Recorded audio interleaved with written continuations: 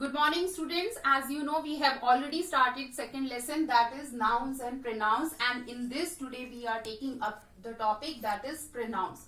Pronouns are those parts of speech that are used to replace noun, or we can say that the words which we use in place of noun is called a pronoun. तो pronoun क्या होता है? जो भी words हम noun के बदले में use करते हैं उसे हम pronoun कहते हैं. Why do we use these words? To avoid repetition of noun, ताकि noun को बार बार दोहराया ना जा सके, इसलिए noun के बदले में हम pronoun को use करते हैं. So let's understand with these two examples. The books kept on the table are mine. जो भी books table पर रखी है वो मेरी है. So here pronoun is mine. She can read them. यहाँ पर pronoun क्या है? She है सबसे पहले, उसके बाद pronoun is them. Okay, now we are going to study types of pronouns. In this we'll study personal pronoun and subjective pronoun. So first let us take up personal pronoun.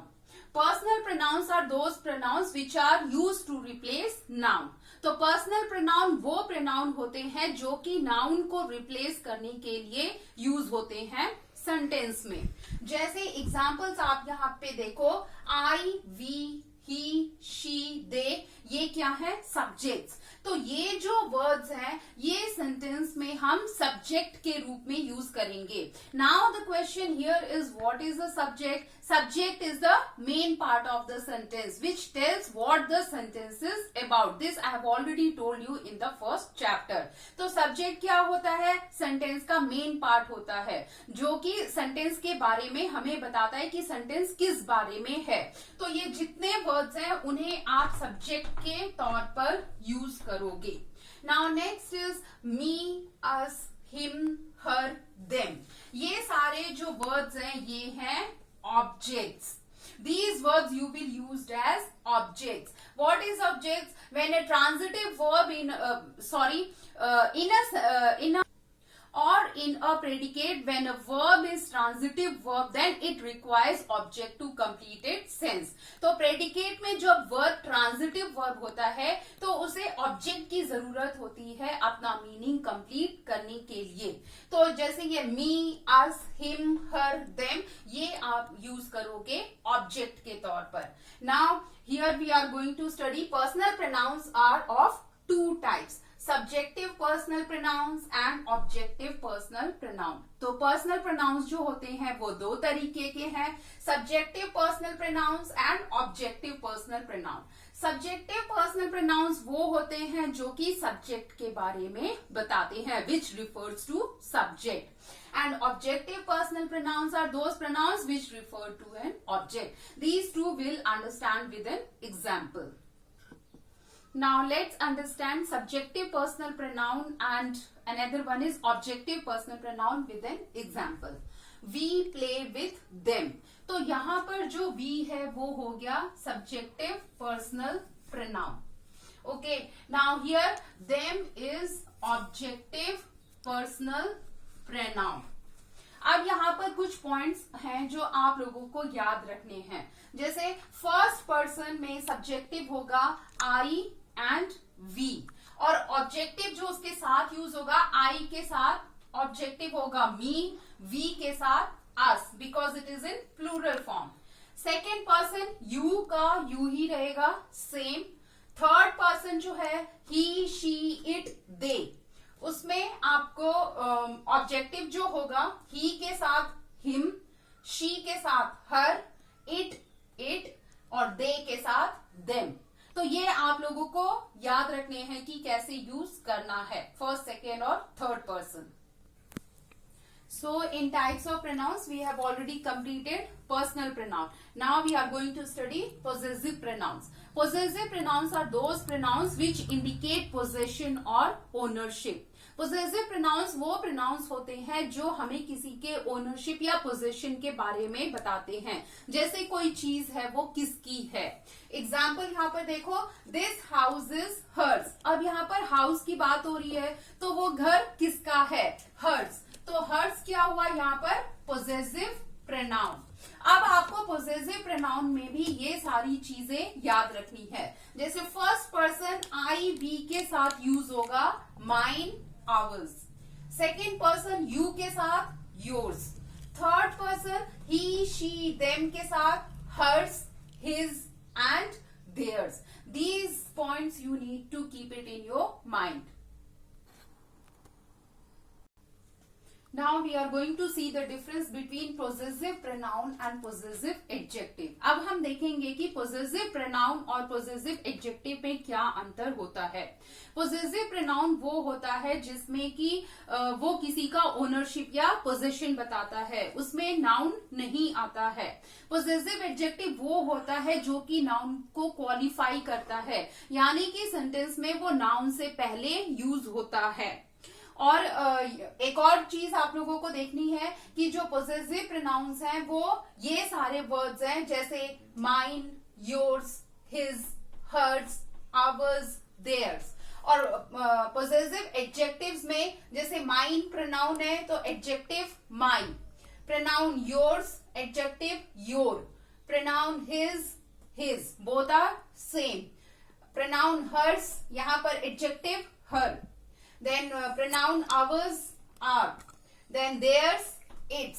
तो ये difference आप लोगों को याद रखना है। So now let's understand with an example. अब दोनों के अंतर को एक एग्जांपल से समझते हैं। जैसे this is not Ravi's book, his book is new. ये रवि की बुक नहीं है, उसकी बुक न्यू है। तो यहाँ पर जो हिज है वो हो जाएगा पोजेसिव एडजेक्टिव, क्योंकि ये नाउन से पहले यूज हुआ है, नाउन को क्वालिफाई कर रहा है, तो ये हो जाएगा पोजेसिव एडजेक्टिव। सेकेंड एग्जांपल देखो आप लोग, this is not Ravi's book, his is new. अब यहाँ पर वो उसका पोजेशन बता रहा है, ये रवि की बुक नहीं है, उसकी न्यू है। यहाँ पर नाउन यूज नहीं हुआ है, यहाँ पर सिर्फ पोजेशन बताया जा रहा है, उसकी बुक किसकी है। तो यहाँ पर जो हिज होगा वो हो जाएगा possessive pronoun. Now third is demonstrative pronouns. Demonstrative pronouns are used to point out any object or the object they indicate. So demonstrative pronoun उसके लिए यूज होता है जो किसी भी ऑब्जेक्ट को इंडिकेट करते हैं। जैसे कि एग्जाम्पल है this is a beautiful was, ये एक ब्यूटीफुल वाज है, एक ऑब्जेक्ट को इंडिकेट कर रहा है। तो यहाँ पर जो डेमोन्स्ट्रेटिव प्रोनाउन हुआ वो हुआ this. Now next is interrogative pronouns. Interrogative pronouns are used for asking questions. They ask questions. Interrogative pronouns वो होते हैं जो कि questions पूछते हैं, जैसे what is your name, तुम्हारा नाम क्या है। इसी तरीके से जितने questions होते हैं वो सारे होते हैं interrogative pronouns. Now next is reflexive and emphatic pronouns. उससे पहले जैसे इस एग्जाम्पल में देख लेते हैं, यहाँ पर व्हाट क्या है, ये asking question, so it is interrogative pronoun. Now next is reflexive and emphatic pronouns. Reflexive और एम्फेटिक प्रोनाउन वो प्रोनाउन होते हैं जैसे कि एक एक्शन हुआ होता है और फिर सब्जेक्ट के द्वारा मान लो कोई एक्शन हुआ है और फिर वो एक्शन वापस रिफ्लेक्ट करता है सब्जेक्ट पर ही, यानी सब्जेक्ट पर फिर से आता है। Like the action is done by the subject and that action again goes back to the subject, that is reflexive and emphatic pronoun. जैसे एग्जाम्पल देखो रिफ्लेक्सिव का, I made some tea for myself, मेरे द्वारा ये action हुआ, मैंने कुछ चाय अपने लिए बनाया। तो यहाँ पर रिफ्लेक्सिव प्रोनाउन क्या हुआ, माई सेल्फ, मेरे द्वारा काम किया, मेरे ऊपर ही रिफ्लेक्ट हुआ, तो ये हो गया रिफ्लेक्सिव प्रोनाउन।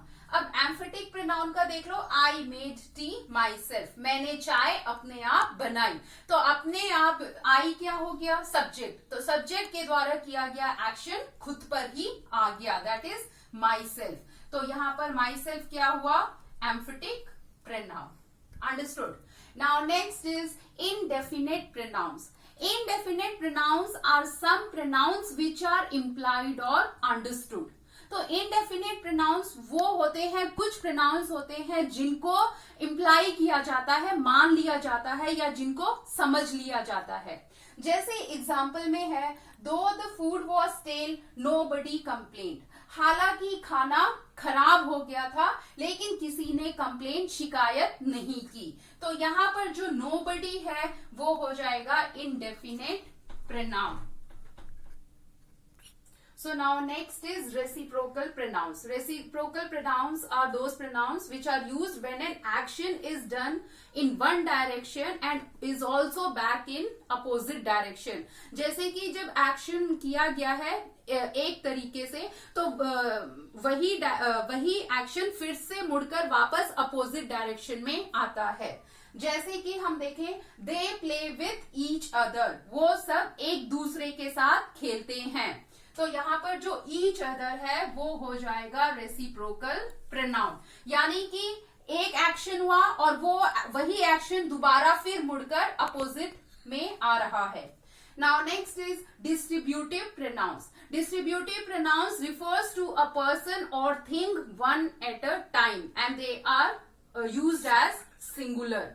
जो डिस्ट्रीब्यूटिव प्रोनाउंस होते हैं वो एक एक करके एक चीज या एक पर्सन के बारे में बताते हैं और वो सिंगुलर होते हैं। जैसे कि either of you can come with me, तुम में से कोई भी एक मेरे साथ आ सकता है। तो एक पर्सन या एक थिंग के बारे में ही रिफर हो रहा है। तो यहाँ पर जो ईदर है वो हो जाएगा distributive pronoun. Now next is relative pronouns. Relative pronouns are used to join two statements together. Relative pronouns वो होते हैं जो दो statements को जोड़ने के लिए यूज होते हैं and also used to add information about a noun which is already mentioned. और इसके साथ साथ वो नाउन के और इंफॉर्मेशन को बढ़ाने के लिए भी यूज होता है जो कि पहले से ही मेंशन है, पहले से ही बता दिया जाता है। जैसे कि ये सारे जो वर्ड्स हैं वो रिलेटिव प्रोनाउन है, who, whom, whose, which, that। In words को यूज करके हम दो सेंटेंसेस या दो स्टेटमेंट्स हैं उनको ज्वाइन भी करते हैं। जैसे मैं आपको whom का यूज करके बताती हूँ कि कैसे वो स्टेटमेंट ज्वाइन हो रहे हैं। She is the girl whom I met yesterday, ये वही लड़की है जिससे कल मैं मिला था या मिली थी। तो ऐसे करके इन स्टेटमेंट्स को ज्वाइन करने के लिए भी यूज होते हैं। So these were types of pronouns and with this we have completed our lesson number 2।